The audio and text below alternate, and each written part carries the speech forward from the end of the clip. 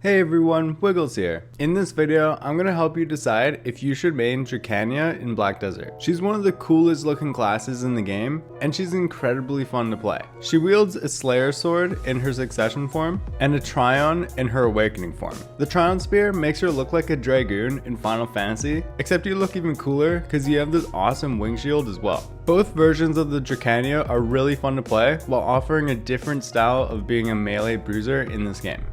It's really fun to be able to block in both the Succession and the Awakening form, and both these shields give you extra defense power when you use them as well. Both forms of the Drakania get a good all attack power and a critical hit damage boost through their passive Mark Thanan's Rattle. Having extra attack power and critical hit damage is really useful, especially later on in the game, so it's great that this class just comes with extra attack power. Also, Mark Thanan's Heart is a passive for both Drakanias, and it's amazing. Whenever you're below 50% health, you can use a skill to regenerate the health back. It uses an ion system, which allows you to gather these ions and release them while you're using different skills. This gives you 5% of your HP back, up to 50%. And this is depending on which skill you use and how many times it hits. One of the best skills to use to regenerate the most is Mark Thanan's Scale, which is their Shift E, because it hits 14 times and it can give you up to 70% of your max HP back. There's also a few Awakening skills in here that help give you some HP as well, but Succession Drakanias definitely take the most advantage out of this passive. I love this addition to the Drakania. This allows her to sustain in her fights way easier as you're grinding or fighting other players in this game. Another cool passive that is often overlooked is Ceaseless Vengeance. You can go into your processing menu and go to heating, put 15 Dragon Scale fossils in there, and you'll get a Shattered Dragon's Malice. So just so you know how to do it, go into your processing menu, go to heating, and get the Dragon Scale fossil. And you can find this item various different ways. You can even buy it on the central market, but you find these really easily around Duvenkroon and that whole region out there. So put your Dragon Scale fossils in and just start. And there you go. So the reason why this item is so good is because it gives you a 2-hour buff for 8 additional attack power, 8 accuracy, 8 damage reduction, 150 max HP, 15% more combat experience, and 15% more skill experience. It's a Drakania exclusive item, so really take advantage of this, use it while you can, and get those awesome extra buffs as you're out grinding or exploring throughout the game. Succession also gets a great passive for more defense power and accuracy rate with Prime Cinders. Plus, Succession also gets Prime Bloodthirst, which allows you to stockpile your ions through the Mark Thanan's Heart passive, and storing these ions allows you to bypass the ion charging by holding multiple ions together to deal the max ion output. And you can stockpile up to 18 ions. There's also several different skills you can use to gather them quickly. Feel free to pause this video if you're curious. Stockpiling your ions is just a really great way to get the max amount of healing possible, while also saving them for later and using them when you most need it. Lastly, Succession Drakanias get Prime Dragonborn. This is a really cool passive.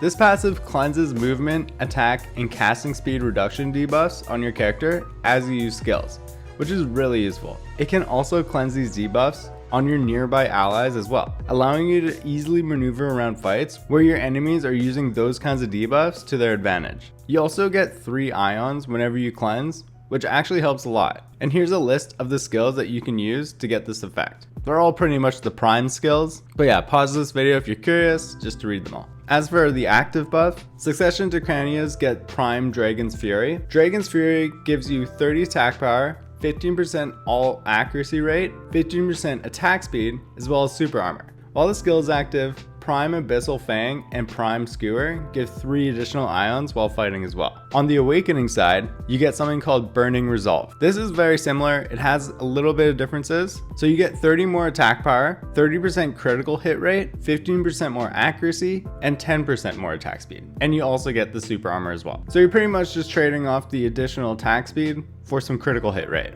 which can be really great for some of your really hard hitting skills in your Awakening form.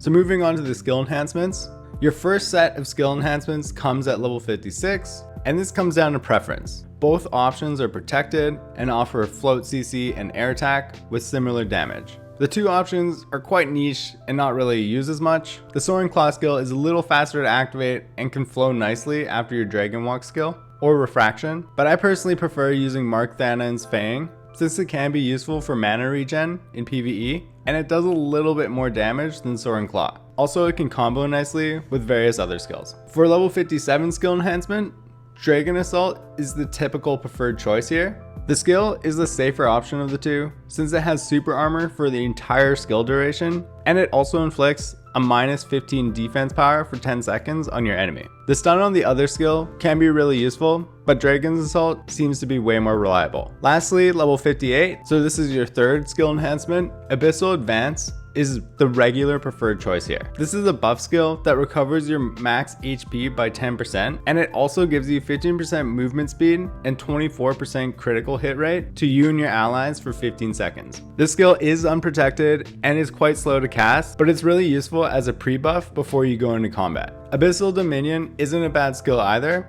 It's more focusing on debuffing your targets, but personally, I really like the fact that you can buff yourself and your allies. As you guessed it, both specs are completely viable and it comes down to the player's preference. Succession is more of a bruiser class. She has no grab and her skills can be quite slow to cast, but she has a lot of different protected skills and good mobility, as well as the added HP regen built into her skills. Succession Drakania relies on being able to play around your ion energy, allowing you to cancel your skills for faster cancels and combos. Sometimes she can be a bit stationary in the fights, and because of that, you also need to play around the range of her skills, which can feel more ranged than they first appear. I wouldn't say Succession Drakanias are the fastest grinder, but they're definitely not the worst.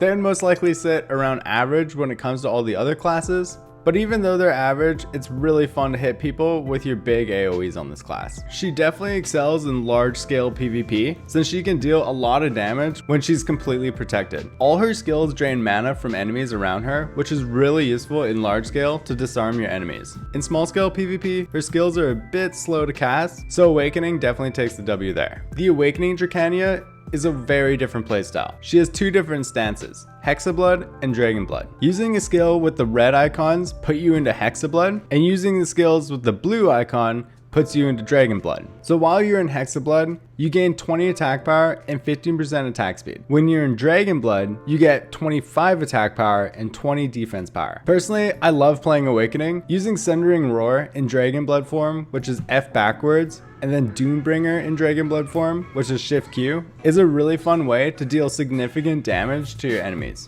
Most of her crowd control skills are in the Hexablood form, which is the red form, and it's nice because you get your 15% more attack speed when you're doing your crowd control skills. Learning how to seamlessly swap between the two forms and properly flow your skills together will allow you to shine on this class. Awakening Drakania tends to do a bit better than Succession in 1v1s in smaller scale, and mostly because of their faster animations, but the Awakening has weaker health regen, so they have to be a bit more careful. She can't tank nearly as much raw damage as the Succession form can. The Awakening Drakania also outperforms Succession in most grind spots as well, but that doesn't mean Succession is not viable. Out of the two, Succession is definitely easier to learn. Most of your hard-hitting skills take a while to cast, which gives you more time to figure out what to do next. In Succession, it's really fun to use Shift and E,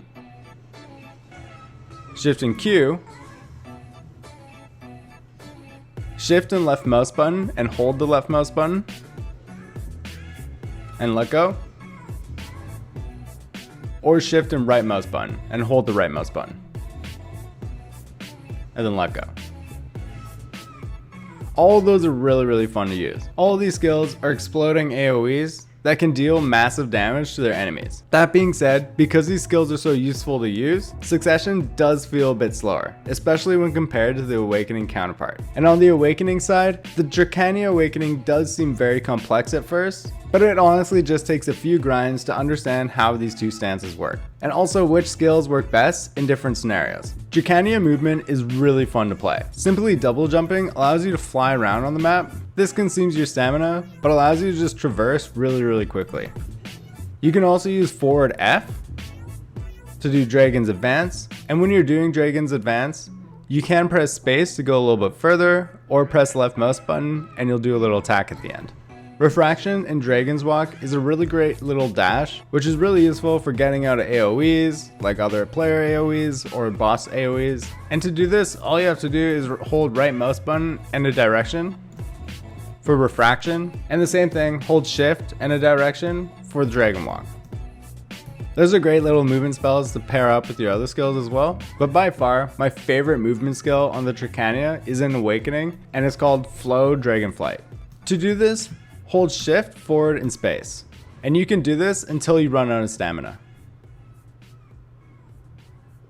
It makes the class feel very unassumingly fast, and it's really fun to just get to the next destination that way. Overall, I highly recommend the Drakania class. If you're deciding whether you should play Succession or Awakening, you can't go wrong. It's totally up to you. Both have their perks, both are completely different playstyles, but personally, I love playing the Awakening form. It looks really cool and deals insane amounts of damage and feels a bit quicker than Succession. I hope you try this class out. You might even maining this class with how engaging it feels to play. If you want to check out some of my other class review videos, I'll put it at the end of this video. I have about half of the classes done right now, and I'm definitely going to be getting to all the classes in this game, so stay tuned and soon I'll release a video for your favorite class. I hope you liked this video. If you did, please give it a like to tell YouTube that it's a good video. And please subscribe to my channel for more class review videos like this. I have a ton of other Black Desert videos as well, so check them out. Thanks for watching everyone. Have a great day.